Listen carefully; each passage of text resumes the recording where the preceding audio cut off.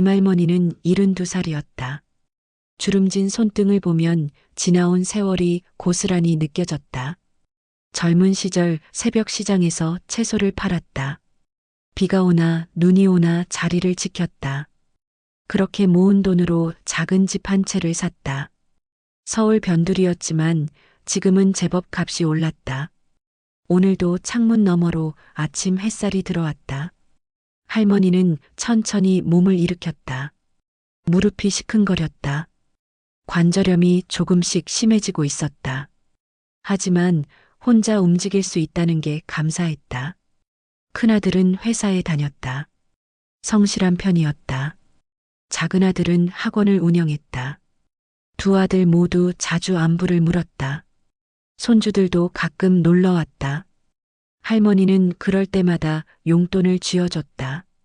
할머니, 너무 많이 주세요. 괜찮아. 할머니 쓸 데 없어. 사실 쓸 데가 없지는 않았다. 병원비도 들고 약값도 나갔다. 하지만 손주들 웃는 얼굴을 보면 돈이 아깝지 않았다. 저녁에는 혼자 TV를 봤다. 드라마를 좋아했다. 특히 가족 이야기가 나오는 프로그램을 즐겨봤다. 화면 속 가족들은 늘 화목했다. 할머니는 자신의 가족도 그랬으면 했다. 밤이 되면 이불을 끌어당겼다. 남편이 돌아가신 지 10년이 넘었다. 빈자리가 컸다. 때로는 외로웠다. 하지만 자식들이 있어 버틸 수 있었다. 침대 옆 서랍에는 통장이 있었다. 평생 모은 돈이었다. 얼마 되지 않았지만 할머니에겐 전부였다. 언젠가 자식들에게 나눠줄 생각이었다. 공평하게. 창밖에서 고양이 울음소리가 들렸다. 할머니는 눈을 감았다. 내일도 평화로운 하루이길 바랐다. 아무 일 없이. 그런데 평화는 오래가지 않았다. 탐욕은 조용히 다가오고 있었다. 큰 며느리 정미영은 거울을 보며 립스틱을 발랐다. 명품 가방을 옆에 두고 있었다. 할부로 산 거였다. 남편 월급으로는 부족했다. 늘 돈이 모자랐다. 여보, 이것 좀 봐. 박진수가 서류를 들고 왔다. 부동산 시세표였다. 시어머니 집 주변 매물 가격이 적혀 있었다. 이 동네 집값 봤어? 10억은 가볍게 넘어. 미영의 눈이 반짝였다. 우리가 그 집만 받으면 인생 편해지지. 두 사람은 마주봤다. 같은 생각이었다. 진수는 소파에 앉았다. 담배를 꺼내 물었다. 근데 어머니가 동생한테도 줄 거 아냐? 그게 문제지. 미영은 팔짱을 꼈다. 머릿속이 복잡했다. 작은애 부부는 원래 어머니랑 가까우잖아. 우리가 더 잘해드려야 해. 진수가 고개를 끄덕였다. 그래, 지금부터 극진히 모시는 거야. 미영은 달력을 봤다. 계획을 세워야 했다. 일단 자주 찾아뵙고, 밥도 해드리고, 시장도 같이 가고. 두 사람은 흥분했다. 계획이 구체화됐다. 진수는 휴대폰을 만지작거렸다. 변호사 친구가 있었다. 유산 관련 일을 했다. 언젠가 도움을 받을 수 있을 것 같았다. 서류 작업도 미리 준비해둬야겠어. 무슨 서류? 증여? 아니면 양도? 미영이 웃었다. 차가운 미소였다. 어머니가 모르게 해야 해. 당연하지. 창밖은 어두웠다. 거실 불빛만 환했다. 두 사람의 그림자가 벽에 길게 드리워졌다. 탐욕의 씨앗이 싹트고 있었다. 그 씨앗은 곧 가족을 갈라놓을 것이었다. 다음 날 아침 할머니는 깜짝 놀랐다. 현관 초인종이 울렸다. 문을 열자 큰 며느리가 서 있었다. 어머니, 아침 드셨어요? 아니, 아직. 제가 국 끓여왔어요. 미역국이요. 미영은 웃으며 들어왔다. 평소와 달랐다. 보통은 명절에나 얼굴을 비췄는데 할머니는 의아했다. 하지만 나쁜 기분은 아니었다. 며느리가 손수 음식을 해왔다니. 고마워라. 당연한 거죠, 뭐. 미영은 부엌으로 갔다. 그릇을 꺼내고 국을 덜었다. 할머니는 식탁에 앉았다. 따뜻한 김이 올라왔다. 맛있다. 천천히 드세요. 미영은 옆에서 지켜봤다. 환한 미소를 지었다. 연기였지만 완벽했다.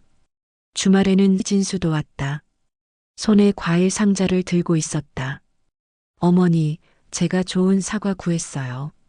어머, 이렇게까지. 건강하셔야죠. 진수는 사과를 깎기 시작했다. 정성스럽게. 할머니는 감동했다. 우리 아들 효자네. 아이고, 당연한 걸요. 그날 이후로 며느리와 사위는 자주 찾아왔다. 일주일에 서너 번씩. 시장도 같이 갔다. 어머니, 이거 드시고 싶으신 거 없어요? 아니야, 괜찮아. 사세요. 제가 살게요. 며느리는 할머니 팔을 부축했다. 친딸처럼 대했다. 할머니는 흐뭇했다. 저녁에는 함께 식사를 했다. 진수가 고기를 구웠다. 어머니, 이거 드세요. 너희들이 먹어라. 저희는 많이 먹었어요. 할머니는 고기를 한 점 입에 넣었다. 부드러웠다. 작은 아들 부부도 이 모습을 봤다. 찾아왔다가 마주쳤다. 형님, 자주 오시네요. 응. 미영은 어색하게 웃었다. 작은 동서 눈치를 살폈다. 작은 며느리 수지는 의아했다. 평소에는 바빠서 못 온다던 사람이. 어머니 편찮으세요? 아니, 괜찮아. 할머니는 웃었다. 자식들이 모두 자주 오니 좋았다. 하지만 수지는 뭔가 이상하다고 느꼈다. 큰형님 행동이 평소답지 않았다. 너무 과했다. 그날 밤 수지는 남편에게 말했다. 여보, 형님 부부 요즘 이상하지 않아? 뭐가? 갑자기 왜 저렇게 잘해드리지? 남편은 고개를 갸우뚱했다. 좋은 거 아냐? 효도하는데. 그래도 뭔가 찜찜해. 하지만 증거는 없었다. 의심만으로는 뭐라 할 수 없었다. 수지는 지켜보기로 했다. 며느리 미영은 계획을 실행에 옮겼다. 할머니와 단둘이 있을 때를 노렸다. 어머니, 요즘 작은애 자주 와요? 응, 가끔 오지.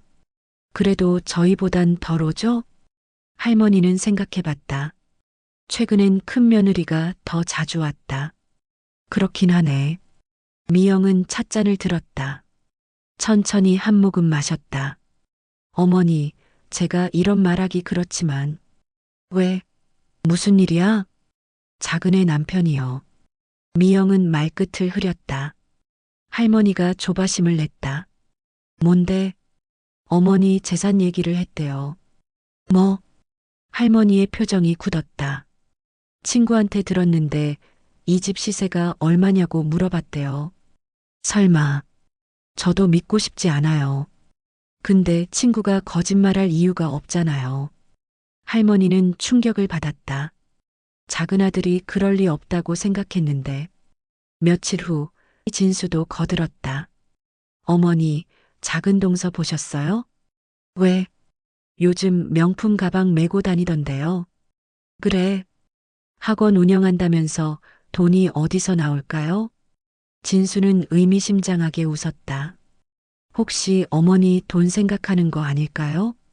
할머니는 불안해졌다. 의심의 씨앗이 자랐다. 작은 아들이 전화를 했다. 어머니, 이번 주말에 갈게요. 아, 그래. 할머니의 목소리가 차가웠다. 작은 아들은 이상함을 느꼈다. 어머니, 무슨 일 있으세요? 아니, 괜찮아. 전화를 끊었다. 할머니는 한숨을 쉬었다. 주말에 작은 아들 부부가 왔다. 평소처럼 과일을 사왔다. 어머니, 이거 좋아하시잖아요. 응. 할머니는 시큰둥했다. 수지는 이상함을 느꼈다. 어머니, 어디 안 좋으세요? 아니야. 그럼 왜 이러세요? 할머니는 대답하지 않았다. 작은 아들이 다가갔다. 어머니, 무슨 일 있으면 말씀하세요. 너희들이 뭘 하는지 내가 다 안다. 네, 무슨 말씀이세요? 할머니는 고개를 돌렸다. 작은 아들 부부는 당황했다. 그날 이후로 할머니는 작은 아들의 전화를 받지 않았다. 문자도 무시했다. 점점 멀어졌다. 큰 며느리만 찾았다. 미영만 믿었다. 고립 작전은 성공하고 있었다. 진수는 변호사 사무실에 갔다. 대학 동기였다. 야, 오랜만이다. 그러게. 무슨 일이야? 증여 관련 서류 좀 봐줘. 변호사는 고개를 끄덕였다. 누구 명의로? 우리 마누라. 진수는 가방에서 메모를 꺼냈다. 할머니 집 주소가 적혀 있었다. 이 부동산을 내 마누라 앞으로. 본인 동의는? 받을 거야. 근데 복잡하게 설명하면 안 돼. 간단하게 해줘. 변호사는 눈을 가늘게 떴다. 이거 괜찮은 거야? 걱정 마. 우리 어머니야. 그래도 상속이면 나중에 하는 게 지금 해야 돼. 나중엔 늦어. 변호사는 더 묻지 않았다. 돈을 받는 게 우선이었다.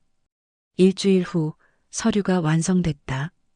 두꺼운 봉투에 담겨 있었다. 진수는 만족스럽게 웃었다. 자, 이제 어머니한테 드리면 돼. 미영이 서류를 받았다. 내용을 확인했다. 이거 사인만 받으면 끝이야? 응. 도장만 찍으면. 어머니가 읽어보시면 어떡해? 안 읽게 해야지. 두 사람은 작전을 짰다. 할머니가 피곤할 때를 노렸다. 주말 저녁 할머니는 지쳐 있었다. 낮에 병원을 다녀왔다. 검사를 받느라 기운이 빠졌다. 어머니, 힘드시죠? 응, 좀 그래. 미영은 차를 끓여왔다. 이거 드시고 쉬세요. 고맙구나. 할머니는 차를 마셨다. 따뜻했다. 진수가 서류를 꺼냈다. 어머니, 잠깐만요. 왜? 상속 관련 서류인데요. 할머니는 눈을 찡그렸다. 글씨가 작아 잘 안 보였다. 이게 뭔데? 그냥 미리 정리하는 거예요. 나중에 복잡하니까. 복잡해? 네. 세금 문제도 있고요. 할머니는 고개를 끄덕였다. 어려운 얘기는 잘 몰랐다. 그럼 여기 사인하면 돼요? 네, 도장만 찍으시면 됩니다. 진수는 도장을 꺼냈다. 할머니 도장이었다. 언제 가져왔는지 모른다. 할머니는 망설였다. 그런데 작은 애는? 나중에 따로 해드릴게요. 일단 큰아들부터. 그래. 네, 걱정 마세요. 할머니는 도장을 찍었다. 서류에 붉은 도장 자국이 찍혔다. 진수와 미영은 눈빛을 교환했다. 성공이었다. 집은 이제 그들 것이었다. 적어도 서류상으로는. 작은 아들 민수는 불안했다. 어머니가 전화를 받지 않았다. 일주일째였다. 여보, 어머니한테 가봐야 할 것 같아. 수진도 걱정했다. 나도 그 생각했어. 두 사람은 할머니 집으로 향했다. 초인종을 눌렀다. 할머니가 문을 열었다. 어머니, 왜 왔어? 목소리가 차가웠다. 민수는 가슴이 아팠다. 어머니, 왜 이러세요? 제가 뭘 잘못했어요? 너희들 하는 짓 다 안다. 무슨 말씀이세요? 할머니는 대답하지 않고 안으로 들어갔다. 민수와 수진은 따라 들어갔다. 거실 탁자에 서류가 있었다. 수진의 눈에 띄었다. 이게 뭐예요? 상속 서류래. 수진은 서류를 집어들었다. 내용을 읽기 시작했다. 표정이 굳어졌다. 이거 이상한데요. 뭐가? 증여 계약서예요. 근데 받는 사람이. 수진은 민수를 봤다.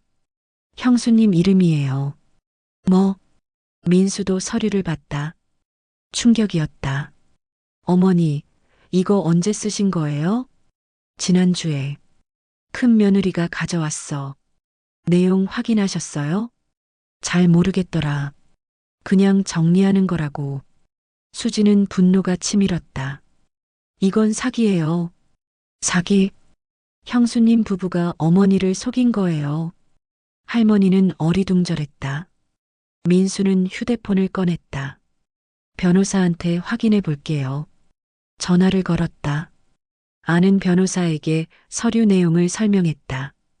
이건 증여가 아니라 양도예요. 집 소유권을 완전히 넘기는 거죠. 세금 문제는요? 그것도 거짓말이에요. 오히려 지금 하면 세금이 더 나와요. 민수는 전화를 끊었다. 할머니에게 설명했다. 어머니, 형님 부부가 어머니 재산을 가로채려고 한 거예요. 뭐라고? 할머니는 믿을 수 없었다. 그렇게 잘해주던 며느리가. 수지는 서류를 자세히 봤다. 이 변호사 사무실 주소가 있네요. 직접 가봐야겠어. 민수와 수지는 다음날 변호사 사무실을 찾았다. 진수의 친구였다. 이 서류 작성하신 분이죠? 네, 그런데요. 의뢰인이 누구죠? 변호사는 당황했다. 그건 박진수 씨죠? 어떻게? 민수는 녹음기를 꺼냈다. 이거 불법 아닌가요? 변호사는 말문이 막혔다. 진실이 드러나는 순간이었다. 주말 할머니는 가족회의를 소집했다. 큰아들 부부도 왔다. 미영은 평소처럼 웃었다. 어머니, 무슨 일이세요? 앉아라. 목소리가 단호했다. 미영과 진수는 불안해졌다. 민수가 서류를 탁자에 놓았다. 형님, 이게 뭡니까? 미영은 침을 삼켰다. 그게 상속 정리. 거짓말 마세요. 수진이 소리쳤다. 변호사한테 확인했어요. 이건 양도 계약서예요. 그게 무슨 어머니 집을 형수님 앞으로 넘기는 거잖아요. 할머니가 말했다. 나한테 설명해봐라. 왜 이랬어? 미영은 말을 잇지 못했다. 진수가 대신 입을 열었다. 어머니, 오해예요. 오해? 변호사가 다 증언했어. 민수가 녹음 파일을 틀었다. 변호사의 목소리가 흘러나왔다. 박진수 씨가 의뢰했습니다. 간단하게 해달라고. 미영은 얼굴이 창백해졌다. 할머니는 눈물을 흘렸다. 너희들이 나를 이렇게 속였어? 어머니, 나 평생 모은 돈이야. 그걸 가로채려고? 그게 아니라. 입 닥쳐. 할머니는 분노했다. 손이 떨렸다. 그렇게 잘해주는 척했지. 다 거짓이었구나. 미영은 무릎을 꿇었다. 어머니, 죄송해요. 제가 잘못했어요. 이제 와서 사과해. 이미 늦었어. 할머니는 큰아들을 봤다. 너는 이거 알았어? 큰아들은 고개를 숙였다. 몰랐습니다. 정말? 알았습니다. 할머니는 한숨을 쉬었다. 큰아들마저 배신했다. 당장 나가. 어머니, 나가라고. 미영과 진수는 울며 집을 나갔다. 큰아들도 따라 나갔다. 거실은 조용해졌다. 할머니는 의자에 주저앉았다. 민수와 수진이 다가갔다. 어머니, 내가 뭘 잘못했을까? 어머니 잘못 없어요. 할머니는 작은 아들의 손을 잡았다. 너한테 미안하다. 의심해서. 괜찮아요. 이해해요. 수진도 할머니를 안았다. 앞으로 저희가 잘 모실게요. 할머니는 고개를 끄덕였다. 배신의 상처는 깊었지만 진짜 가족을 알게 됐다. 며칠 후 할머니는 서류를 무효화했다. 변호사의 도움을 받았다. 큰 며느리 부부는 더 이상 연락하지 않았다. 가족은 깨졌지만 진실은 밝혀졌다. 한 달이 지났다. 할머니는 공증 사무소에 앉아 있었다. 옆에는 민수와 수진이 있었다. 어머니, 정말 이렇게 하실 거예요? 응. 확실하게 해둬야 해. 할머니는 새로운 상속 서류를 작성했다. 이번엔 공평하게 나눴다. 큰아들과 작은아들 모두에게. 큰아들한테도 주세요? 그래야 해. 그 애도 내 자식이야. 수지는 감동했다. 배신당했는데도 용서하는 마음. 어머니는 대단하세요. 대단한 게 아니야. 그냥 부모야. 서류가 완성됐다. 할머니는 서명했다. 이번엔 제대로 된 서류였다. 집으로 돌아오는 길 할머니는 창밖을 봤다. 거리는 평화로웠다. 민수야. 내 어머니. 재산은 잠깐이야. 눈 멀면 끝이야. 네. 근데 가족은 달라. 영원히 남는 거야. 민수는 고개를 끄덕였다. 집에 도착했다. 할머니는 방으로 들어갔다. 침대에 누웠다. 몸은 여전히 아팠지만 마음은 편했다. 저녁에 큰아들이 전화했다. 어머니. 왜? 죄송합니다. 정말로. 할머니는 한숨을 쉬었다. 알았다. 앞으로 조심해라. 네. 감사합니다. 전화를 끊었다. 할머니는 미소 지었다. 용서는 어려웠지만 불가능하지 않았다. 다음 날 할머니는 작은 노트를 꺼냈다. 펜을 들었다. 써내려갔다. 재산은 잠깐의 욕심에 눈멀게 하지만 가족의 정은 영원히 지켜야 하는 거야. 그 문장을 여러 번 읽었다. 평생의 교훈이었다. 창밖에서 새가 지저귀고 있었다. 봄이 오고 있었다. 할머니는 눈을 감았다. 평화가 찾아왔다. 탐욕은 가족을 갈라놓았다. 하지만 진실은 다시 모았다. 할머니는 그걸 배웠다. 몇 주 후 손주가 찾아왔다. 큰아들의 딸이었다. 할머니. 왜? 아빠가 잘못했어요. 아이는 울고 있었다. 할머니는 아이를 안았다. 괜찮아. 할머니는 괜찮아. 정말요? 응. 우리 가족이잖아. 아이는 웃었다. 할머니도 웃었다. 그날 밤 할머니는 일기를 썼다. 돈보다 중요한 건 사람이다. 재산보다 소중한 건 마음이다. 마지막 문장을 쓰고 펜을 놓았다. 평생을 살아오며 깨달은 진리였다. 민수와 수지는 자주 찾아왔다. 밥을 해주고 청소를 도왔다. 진심이었다. 할머니는 행복했다. 비록 한때 속았지만 이제는 누가 진짜인지 알았다. 큰 며느리와 사위는 소식이 없었다. 아마 부끄러워서 못 오는 것 같았다. 할머니는 그들을 위해 기도했다. 언젠가 깨닫기를. 욕심은 결국 자신을 해친다는 걸. 어느 일요일 오후 할머니는 마당에 앉았다. 햇볕이 따스했다. 민수가 옆에 앉았다. 어머니, 편안하세요? 응. 지금이 제일 좋아. 다행이다. 할머니는 하늘을 봤다. 구름이 천천히 흘러갔다. 민수야, 너는 욕심 부리지 마라. 네, 어머니. 사람은 가진 만큼 살면 돼. 명심할게요. 바람이 불었다. 나뭇잎이 흔들렸다. 할머니는 평화를 느꼈다. 진짜 평화를. 그렇게 할머니의 이야기는 끝이 났다. 배신과 용서, 탐욕과 깨달음. 결국 남는 건 사람이었다. 돈이 아니라 마음이었다. 할머니는 그걸 온몸으로 배웠다. 그리고 후회하지 않았다.